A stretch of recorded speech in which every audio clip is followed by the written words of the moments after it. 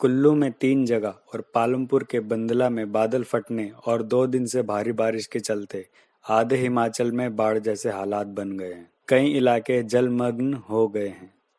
कई जगह 3 फीट तक पानी भर गया है। कुल्लू, चंबा और मंडी जिले में खतरनाक हालात हैं। कुल्लू जिला प्रशासन के अनुसार फौजल, धुंधी और लगवैली में बादल फटने से ब्यास का जल स्तर बहुत ज्यादा बढ़ गया है। इससे कुल्लू में 2 ट्रक बह गए हैं। ओट के पास दवाड़ा में नेशनल हाईवे पर दिन और फिर शाम को पानी आने से यातायात बाधित रहा। वहीं पानी खतरे के निशान के ऊपर होने पर मंडी, लारजी, कांगड़ा के सानन और चंबा के चमेरा डैम के गेट खोलने पड़े।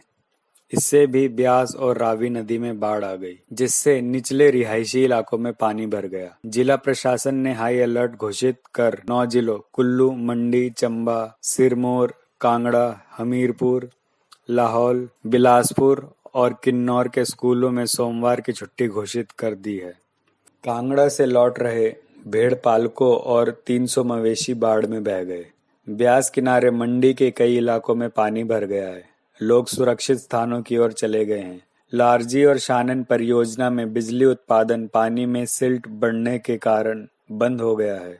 किन्नौर की सांगला का देश दुनिया से संपर्क कट गया है।